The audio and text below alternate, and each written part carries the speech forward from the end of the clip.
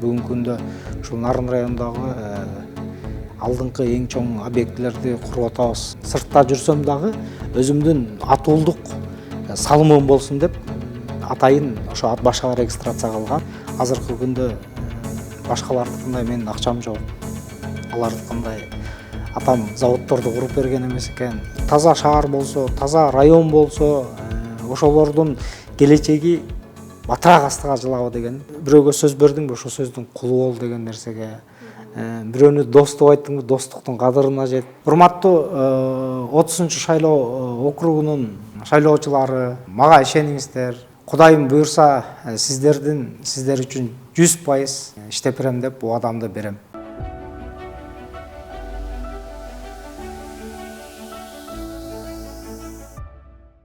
Адылбек мырза, саламатсызбы? Саламатсыздар.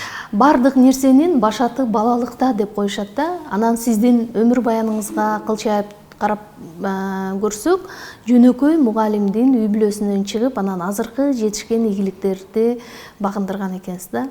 Балалыктагы кайсы сабак азыркы жашооңуздун негизги өзөгүн түзүп берди? Ушундан баштабайлыбы маекти? Саламатсыздар.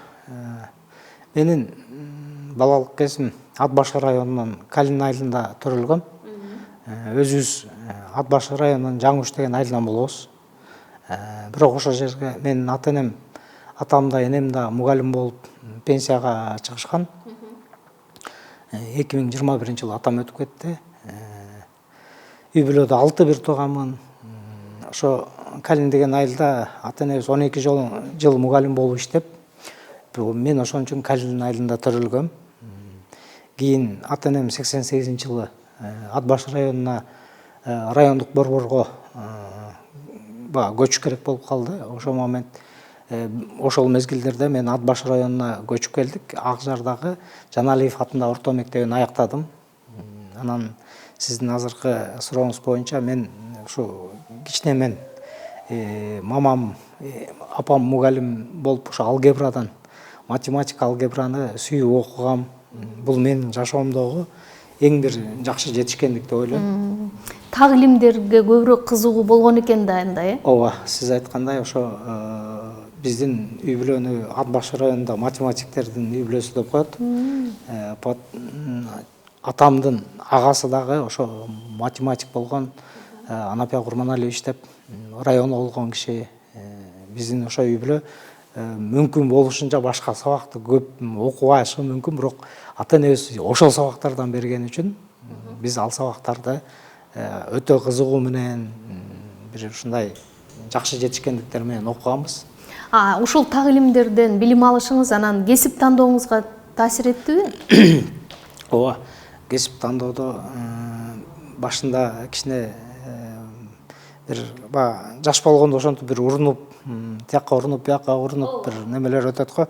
Ооба, бизнес бул 2000-жылдан баштап эле мен негизи бизнес немесинде жүрөм. Чет мамлекеттерден товар алып келип сатканбыз, Казакстанга алып барып сатканбыз, ошондой күндөрүбүз болгон. Бирок ошо 2010-жылы ушул бир мындай бир уже ишкана түптөөгө туура келди. Ошо 2010-жылдан баштап ошо Бейшенбай курулуш компаниясын түптөп, ошо менен иш алып барып келе жатабыз. Айтыңызчы, ушул 2010-жылы деп өзүңүз дагы белгилеп атасыз, мына Бейшенбай курулуш компаниясын нөлдөн баштап түптөгөн экенсиз да. Анан эмне түрткү болду? Бул жөн гана бизнес беле же сиздин бир коомго пайда келтирүү каалоосу күчтүү болдубу? Бул эме көп мамлекеттерде курулуш, бул мамлекетти куруу, астыга жаңы идеяларды киргизүү, жаңы нерселер ошо немеде көп болгондугуна байланыштуу. Анан өзүмдүн кызыгуум кийинки убактарда ошол куруучулукка өтө неме болуп кетти да. Күчтүү болуп кетти. Анан ошондо 2010-жылы Бейшенбай курулуш деп ачкан. Бейшенбай менин атам, атамдын атында. Ошо 2010-жылдан баштап бүгүнкү күнгө чейин жакшы иштеп келатабыз. Азыр сиз курулуштун кайсы тармагындасыз? Мисалы, жеке менчик турак жай үйлөрдү курасызбы же көбүрөөк мындай социалдык объектилерди курууга багытталганбы? Сиздин жанакы буга чейинки айткан сурооңуздун дагы немеси бар да. Мисалы азыркы күндө жеке жанагындай чоң менчик имараттарды куруш бул көп каражат. Өзүңүз айткандай карапайым үй бүлөнүн баласымын. Обычный мугалимдин баласымын. Анан менде андай каражат жок. Бирок ушул күнгө чейин социалдык объектилерди көбүнчөсүн ошолорду куруп келдик ушул күнгө чейин. Анан бир орто жолдо бир тилектерибиз, жакшы максаттарыбыз бар эле. Ошол бир инвесторлор келди эле. Ушундай үйлөрдү куруп баштайлы деген кезде пандемия башталып кетип, кичине ошондон учурунда аксап калдык. Негизи социалдык объектилерди сиз бул мамлекеттин заказынын негизинде курат экенсиз да, Ооба. Бул эми мамлекеттик немелерди көбүнчөсүн ошолорду куруп келатабыз. Ошол эле мына Нарын шаарындагы Нарын драма театрын биз ремонт кылганбыз 16-жылы. Биринчи мектепти 2018-жылы Туз айылында, Кочкор районундагы Туз айылындагы мектепти салганбыз. Бүгүнкү күндө ушул Нарын районундагы алдыңкы эң чоң объектилерди куруп атабыз. Нарын стадионду куруп атабыз. Бул действительно азыркы күндөгү улуу урматтуу президентибиздин, генералыбыз Кыдыршаевичтин немелери, программалары жакшы да бүгүнкү күндөчү. Неге дегенде ушинтип элге бир мына азыр каждый районго бирден стадион курулуп атат. Ошол эле кайра областтык деңгээлде 4,5 миң кишилик тоже Нарын шаарына курулуп атат ошол. Ошону биз куруп атабыз бүгүнкү күндө. Негизи бул албетте объектилерди курулуш өзү экономиканын негизги локомотиви дагы болуп калат да. Анын үстүнө ошол сиздин компания негизинен Нарын облусунун ушул Ат башы жергесинде каттоодон өткөн экен да. Демек сиздерден түшкөн салык дагы ушу жергиликтүү бюджетке түшөбү же кандай? Ошо эң жакшы суроо бердиңиз. Ошо 2010-жылы ачкан кезибизде биз негизи мен өзүм Бишкек шаарында турам, Свердловский районунда. Бирок мен ошо кезде ушул эле алыска бара болбой, ушу Свердловский райондон эле учетун коюп, ушу жерден иш алып барсам жакшы болмок да. Бирок мен 2010-жылы бүгүнкү депутатка талапкер болом деген кыялымда бар нерсе болчу. Ошол себептен даярдыкты ошондо эле баштаган экенсиз да, Ооба. Ошол 2010-жылы Ат башы районуна апарып салык кызматына сотко биз ошол жактан регистрациядан турганбыз, ошол жактан ачканбыз. Ушул жакшы суроо болду. Мисалы бүгүнкү күндө бардыгы электрондошкон. Мисалы налогко, соцфондко налог отчетторду бере турган болсок, электрондук эле немеде беребиз бүгүнкү күндө. Бирок 2000 жаңылышпасам 2016-га чейин бекен, 17-ге чейин бекен мен бухгалтерыма жалдырап, таксиге салып, цехка барып, отчетун берип кайра келчү да. Мындайча айтканда, командировочный төлөнчү менен, таксисин төлөөчү менен ошол күндөрү мага кыйынчылык жараткан. Бирок мен ошону ушул Ат башы району үчүн сыртта жүрсөм дагы өзүмдүн атуулдук салымым болсун деп атайын ошо Ат башыга регистрация кылгам. Ат башыга налогун ушул күнгө чейин төлөп келгем, индестерин төлөп келгем. Негизи канча киреше ушул казынага төлөдүңүз? Ошо салыктарды эсепке алгандачы? 2010-жылдан бери 30 миллиондон ашык районго салым коштум. Мен ошо кезде дагы бир чети тамаша ретинде, бир чети неме ретинде айтчу элем. Ошо бизде Ат башы районунан чыккан бизнесмен, аттуу баштуу байкелерибиз көп. Ошолор бирден фирмасын коюп кое турган бою болсо, мүмкүн ошол кезде бизден Ат башы району ротациядан чыгып кетмек деп ойлойм да. Мисалы, эми действительно Кыргызстан боюнча эң чоң бизнесмендер бизде көп. Биз ал кишилер менен сыймыктанабыз, ал кишилерди урматтайбыз. Бирок ошондой бир учурунда бир тамаша ретинде айтылган нерсе бул. Айтыңызчы, курулуш албетте бул натыйжасы мындай көзгө көрүнгөн иш да. Сен көрөсүң кандай курулду деп сапатын баалайсың да. Бирок ошол эле учурда саясатта жыйынтык дайым эле көрүнө бербейт. Анан эмне үчүн азыр саясатка кадам таштап жатасыз? Бул эми Биринчиден өткөн шайлоодо, өткөн немеде биздин Ат Баш районунан депутат болгон жок.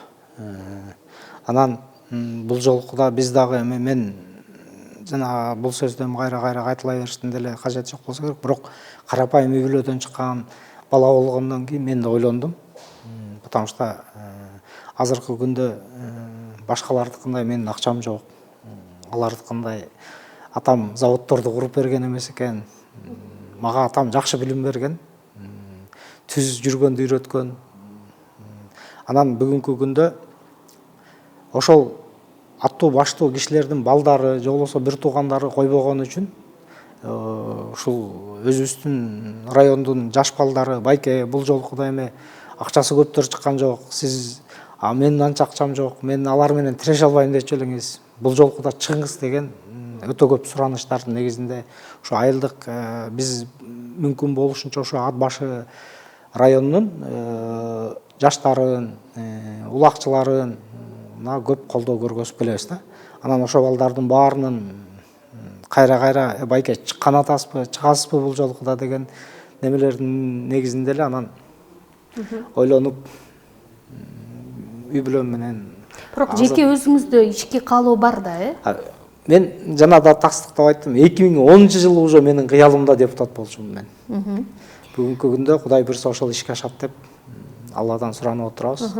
Саясатка кирүү аябагандай көп тобокелчилдикти талап кылат. Анан бул аракетиңиз үчүн дагы көбүрөөк сиз мындай иш жасашыңыз керек болот да.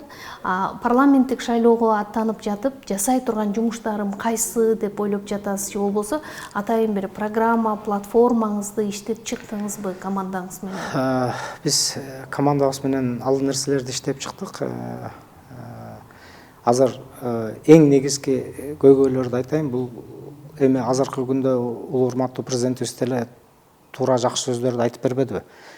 Мектеп, ошол эле садик, бала бакча, же болбосо башка нерселерди бул депутаттар курбайт депчи. Туура, ал сөз 100% туура дейбиз. Бирок ошол эле биздин Ат Башы районунда өтө жолу татаал, кышкысын аябай кар калың жааган айылдар бар.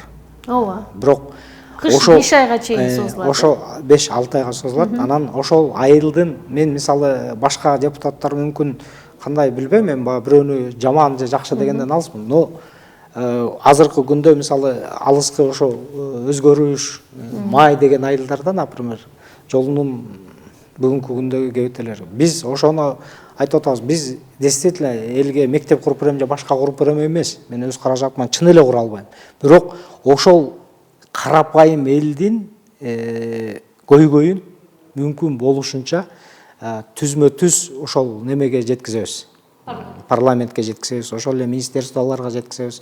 Ошону мүмкүн болушунча биз ошо Нарын областынын көйгөйлөрүн түзмө-түз ошолордун бир планга киришине же болбосо кандайдыр бир депутаттык көзөмөл керек болсо ошонун баарын кылып берем деп 100% кепилдик бере алам. Мисалы эле ошол эле Актала районунун мен жакшы билген Жергеталский айыл өкмөт дегендери бар. Почти чүт эле казарма. Бирок Баятов айылынан бир 80 километр, 60 километр ушундай го дейм.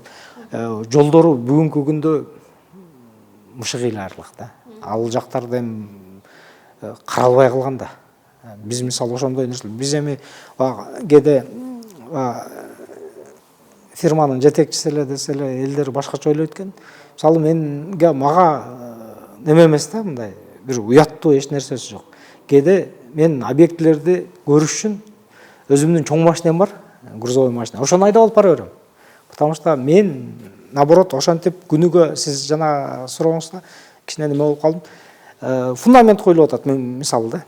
Ошону бир көрүп кетип, андан кийин барсаң уже стенасы көтөрүлүп аткан болот, кирпичтер коюлуп аткан. Бул мындайча айтканда демиңе дем кошот дагы, ошону бат-баттан көрүп контролдоп турганга ушунчалык кызыктар болосуң да. Ошон үчүн бул мындайча айтканда курулуш өтө жакшы нерсе. Мына ошол курулушта эле азыркы күндө ошол биздин бир азыркы чоң объектилерибизде бир жайдын күндөрү бир 300дөй бала иштейт. но ошонун почти 85% биздин нарындыктар. Эң сонун. Азыр мисалы сиз ондогон мектептерди, бала бакчаларды, жана айтып атасыз стадиондорду курдук депчи. Булар негизи социалдык объектилер болот да. Анан мамлекет өзү дагы мындай курулушчу да. Анткени бул элдин келечегин түптөп атат деп түшүндүрсөк болот да.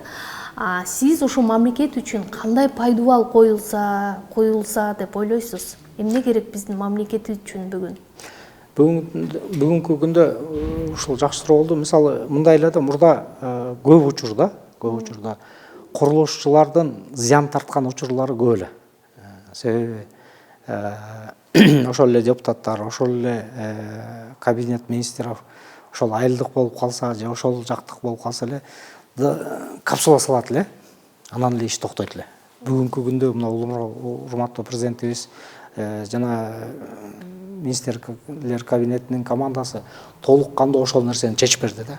Курулушчулар бир жерде тырмакчанын ичинде айтканда долгостройлор токтоду деп атасыз. Ошо долгостройлор токтоду. Себеби бүгүнкү күндө бир объектиде, например, бир фирма если 5 жыл жүрсө, ал уже ал объектиден банкрот деген сөз.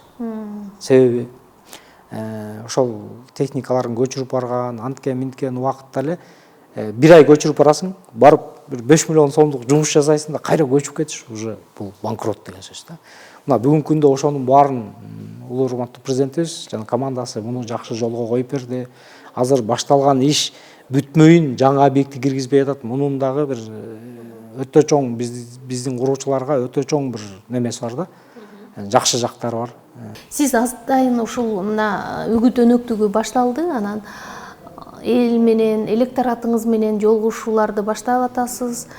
Мындай атайын бир программа, платформа даярдап сунуштап атасызбы же убаданы азыр бербей турайын деген ойдосузбу? Жок, бүгүнкү күндө аны азыр кичине айтпай турайын, бирок муну эл менен жолугушууда сөзсүз айтылат.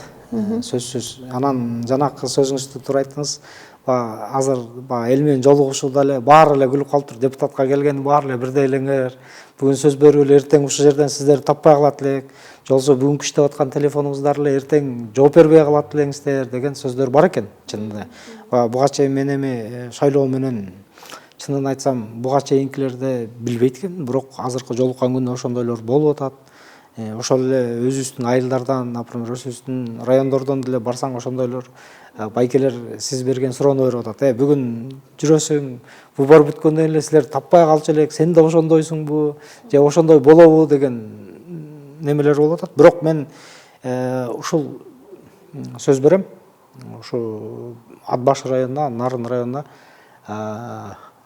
жумасына бир 2 күн лично өзүмдүн кишилеримди коюп, бир мерчемдүү жерди айтам.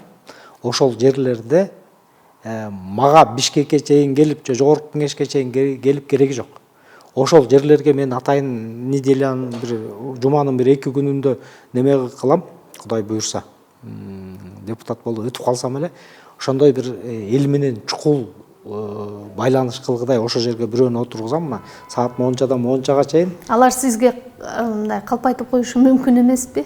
Жок, ошону кагаз жүзүндө баланча айылдан баланча келди, мындай экен, жолосо баланча айыл өкмөт келди, мына мага Бишкекке чейин келип, убактысын коротуп, транспорттун расход кылып кереги жок. Ошол жерден берсе, мен ошолорду мүмкүн болушунча алып, ошонун үстүндө иш алып барууга макул.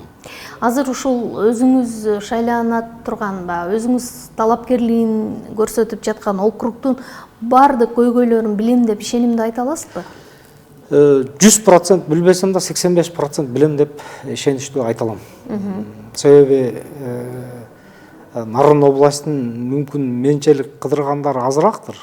Мисалы мен Акталанын аягына чейин баргам. Ошол эле Нарын районунун, например, элдер барбаган тиги Ири суу, ошол эле тиги өткөндө кулап кеткен көпүрөлөр, ошолордун баарын биз айланып жүргөн эле биздин мындайча айтканда күнүмдүк эле жашообуздагы нерсе деп ойлойм. Эми кичине может быть калп айткандай болбойн, ошолорду жылына бир жолу жок дегенде аларды айланып өтөм да мен. Ошол талапкер катары өзүңүздүн парламентке барам деген ой жаралгандан бери анын үстүнө сиз баардыгын мындай талдап, анализ жасап жатсаңыз керек, туурабы? Өнүккөн ошол регион дотациядан чыккан мындай регион катары таанылыш үчүн канча убакыт керек деп ойлоп жатасыз? Азыркы күндө ошол улуу урматтуу президентибизге командасына мисалы мен ойлойм бир 10 жыл 15 жылдай убакыт керек го. Бирок ошонун ичинде биз өнүккөн, ошо Швейцариядай болгон, Япониядай болгон жакшы мамлекеттердин катарына киребиз деген 100% ишеним бар. Мурда туура сиз айткандай ошол эле мурдакы президенттердин же башкалардын учурунда мындай уже күмөн санап калдык эле да. Бала чакабыздын келечеги эмне болот? Ушу неберелерибиз ушундай жерде жашайбы же ушундай мамлекетте жашайбы? Бүгүнкү күндө эч кандай кооптонуунун же болбосо бир мындай сомнение болуштун кереги жок деп ойлойм. Ошол нарын регионунун дотациядан чыгыш үчүн канча убакыт керек деп эсептейсиз? Ошол эле бир 10 жыл 15 жыл керек го. Мүмкүн бизде эми бир эле ушул нарын областында бир эле катаал нерсе бул погодада. Мисалы бизде 6 ай кыш болот. Мен мына азыр бир 2 жылдан бери Баткен областында иштеп атам. Баткен областында 3-сентябрда фундамент койдук. Мына ошол эле тиги Баткен окуясынан кийин ошол жерде биз бир компаниянын бар, ошол менен Баткен областында иш кылдык. Аякта мындайча айтканда круглый год стройка болот экен да. Айтыңызчы, мисалы өзүңүз белгилегендей эле нарын жергесинде кыш абдан катаал, анан бийик тоолуу, мындай көбүрөөк дайыма камкордукту талап кылган аймак деп айтсак болот да. Анан сиздин оюңуз боюнча эгер парламентке келе турган болсоңуз, нарын жергеси үчүн кандай номер 1 болуш керек деген мыйзам долбоорлорун даярдамаксыз? Оюңузда барбы ал? Эми бул кичине азыр кыйыныраак вопрос, суроо, бирок мүмкүн болушунча ошол элибиз жерибиз үчүн мисалы ошол эле азыр айтып кеткендей бүгүнкү күндө ошол кыштын күнү толготуп калса, азыр тиги шаардын ичинде пробкада гаишниктин машинесинде төрөлгөндөр көбөйүп кетпедиби? Ошол эле өзгөрүш, ошол эле талды суу айылдарында шаарга жеткичек өтө көп убакытта. Шаар деген бул нарындын борборуна жеткичек. Жок, Атбаш районунун борборуна. Атбаш районунун борборунда төрөткана бар, например. Бирок ошол эле тиги айылдардан келгичекти уже мүмкүн ушул мамлекетибиздин, президентибиздин жакшы программаларынын негизинде ошол жерлерге бир ФАП курса, например. Элдин ушул эле ошол жерде жашаган ар бир ата энебиз, ар бир ошол жерде уже 30 жылдан ашык жашап калгандардын баарынын давлениясы бар. Себеби өтө бийик тоолуу болгондугуна байланыштуу ошол нерселерди мүмкүн бир жакшылап ойлонуп, муну да сунуш катары кыргызда жакшы кеп бар го.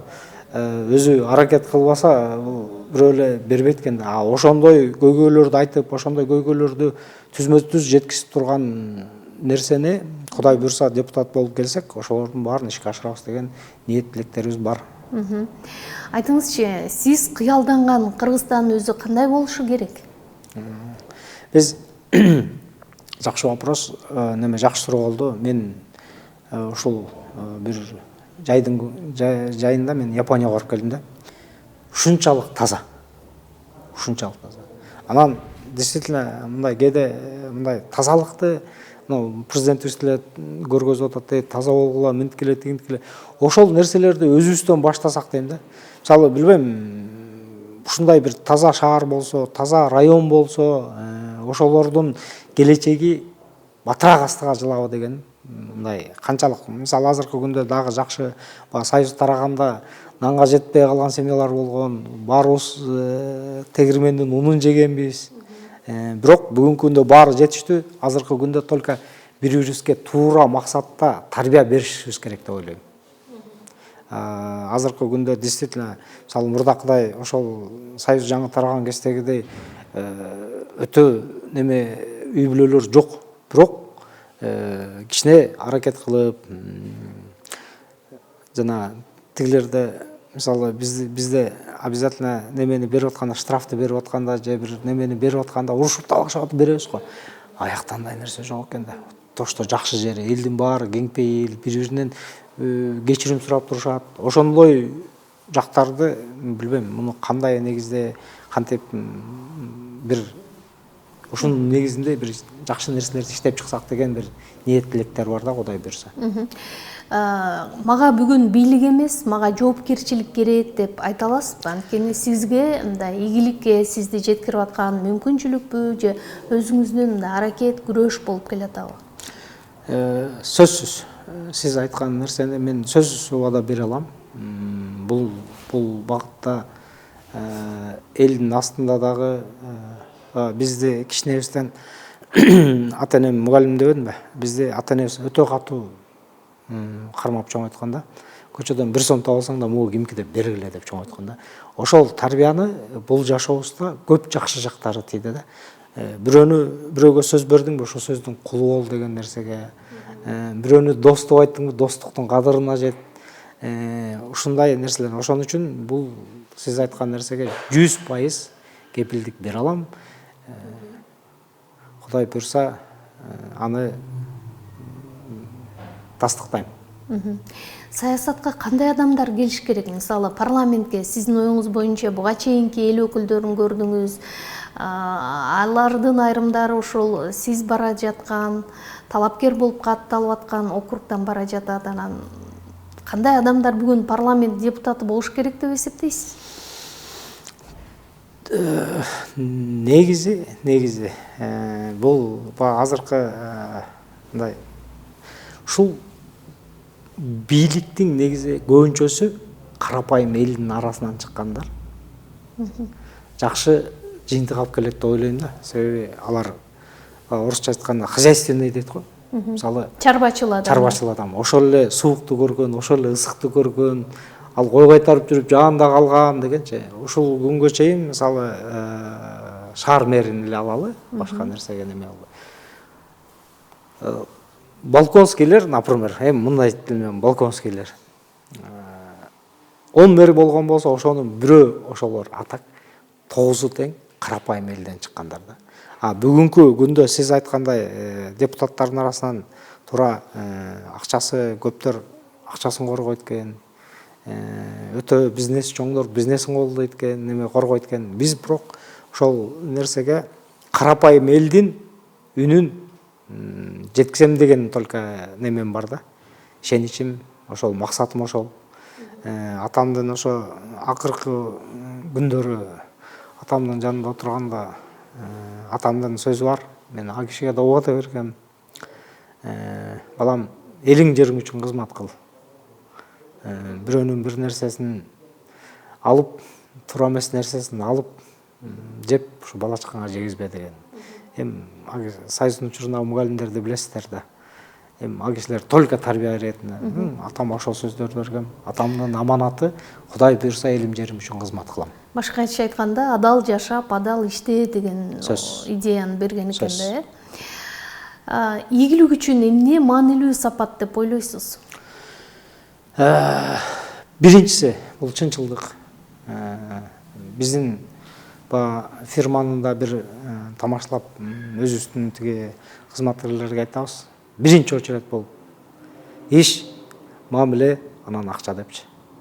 Чынчына келгенде ошо азыркы кээ бир жаштарыбыз биринчи орунга акчаны коюп алып, же сапатсыз иштер бүтүп атат, же болбосо кылынып акчалары төлөнбөй калып атат. Азыркы күндө, например, кээде өзүбүз жетишпей калганда биз деле сырттан келген мигранттарды иштетебиз. Көбүнчөсүн ошо өзбек туугандарыбызды иштетебиз. Алар бүгүнкү күндө биз менен бир жолу иштешип, 5 жылдан бери уже иштешип аткандар бар. Көбүнчөсүн эле ошол эле биздин эле кесиптештер, бирөөнүн атын айткандан алысмын, но иштетип алып акчасын бербей койгондор бар экен. Биз менен келип ошончо жылдан бери иштеп үй бүлөсүн багып аткандар бар. Жайдын күнү бизде действительно өзүбүздүн нарындыктар жалкообуз. Мен муну досторума да айтам, айылдаштарыма да айтам. Бизде кичине немерек экен. баары эле иш кара жумуш кылгылары келбей эле баары эле башкарсам дейт. Анан ошолор тиги өзбек бир туугандар менен иштешкенден кийин чыныгы мындай эртеден кечке талыкпай иштеген мага ушунчалык мындай бир неме калтырат да. Ошол жак таасир калтырат. Мына Баткен областында иштеп атканда жакшы баягы элдин ар бир жердин өзүнүн бир жакшы нерселери бар да. Мисалы ошол жакта мага үй бүлөдөгү баласын тарбиялаган немелери жакты. Тарбиясын кандай экен? Мисалы эркек киши эртең менен чыгып кетип, кечинде үй бүлөсүнө нанды сырттан алып келет экен да. Бирок өздөрүнүн үйүнө кирсең коросунда өрүгү турат, алмасы турат. Бирок ошол баягы бир жылдык немеси экен, булардын доход экен. Өрүгү, алмасы ошону чогултуп бир сатып бир чоң нерсеге жаратып алышат экен дагы. Бирок эркек киши эртең менен чыгып, нанды алып келип таап, коросунун оосун алып келсе, аны уже үй бүлөсүндөгү аялы бала чакасы менен нан тигинисин апарыш керек, муну отуну жыйыш керек деген нерселер бул өтө жакшы экен. Биз ушундай жакшы сапаттарын эң чоң мотивацияны кайдан аласыз? Ким берет?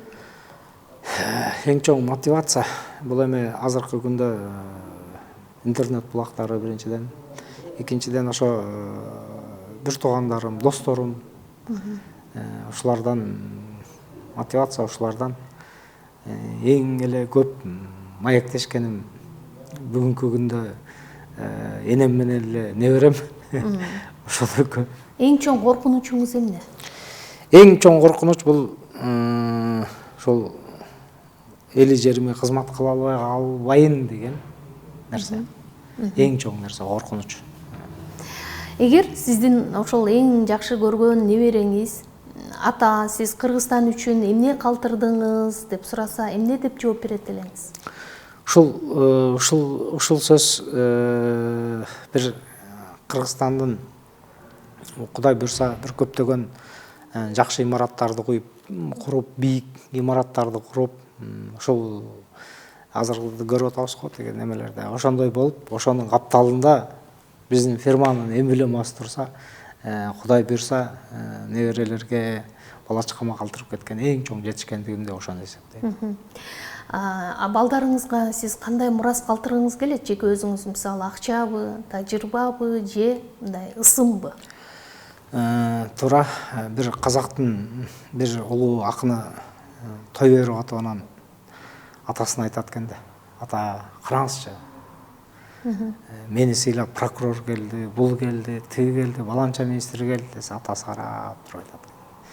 Балам, сен да мендей бала тарбияла, мен ошондо сага жакшы жагын айтам депчи. Анысы кандай бүгүнкү күндө эң немелердин жакшы нерселери ошол деп ойлойм. Самый главный элге, журтка кызмат кылыш керек, таза ак ниет, бала чакабызды чоңойтсок, эң негизги нерсеси ошол. Мен ошо үй бүлөмдөгү 2 уул 1 кызым бар. Улуу балам үйлөнгөн, неберем бар. Мен ошо улуу балама аябай сыймыктануу менен айтам. Себеби 5-классынан баштап спортко өтө кызыгып кетти.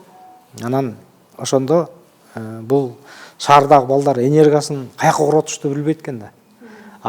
Алар барып 3 саат, 4 саат тренировка кылганда энергиясын баары жок болот экен да, переходный возраст деген нерсе жок экен. Ошол себептен мен мисалы балдарымды, эркек балдарымды мүмкүн болушунча чөптүн учурунда, картошканын учурунда айылга жиберем. Өзүлөрү тамашалап күлүп калышат, биз армияга кеттик депчи.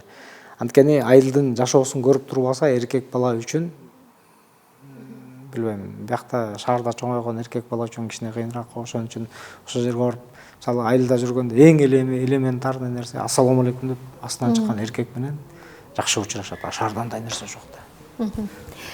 Айтыңызчы, эми мындай бардык нерсенин ийгиликтүү жана ийгиликсиз жагын да айта жүрүш керек. Эгер шайлоо күнү эл сизге ишеним артпай калса, андан ары эмне кыласыз? Бул ой дагы дайыма сиздин жадыңызда болсо керек.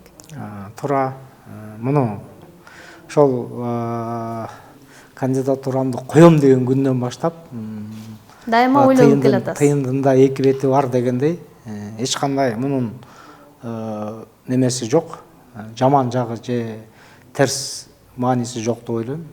Мен эми Кудай буйруган элим эсиле ишеним көргөзбөсө эч кандай анын жаман нерсеси жок.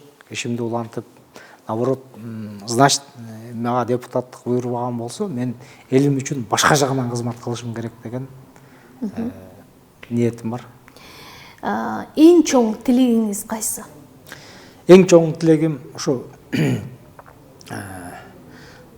жакынкы, жанагыдай өзүңүз суроо бергендей, жакынкы 5 жылдыкта, 10 жылдыкта бир Кыргызстан бир өнүккөн бир ушундай бир жакшы мамлекет болушун, анан ушул кыргыз элинин уул кыздары Кыргызстан үчүн бир кызмат кылам деп ушу чет мамлекетте окуп келип, башка болуп ушул Кыргызстан үчүн кызмат кылам деген жаш патриот уул кыздарыбыз көп болсо экен деп тилейм.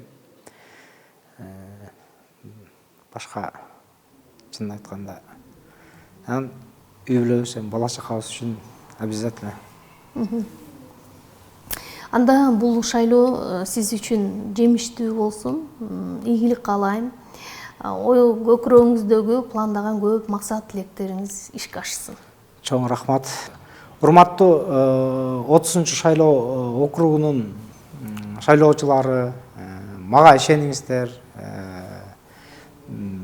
Кудайым буйрса, сиздердин көйгөйлөрүңүздөрдү, сиздер үчүн 100% иштеп берем деп убадамды берем.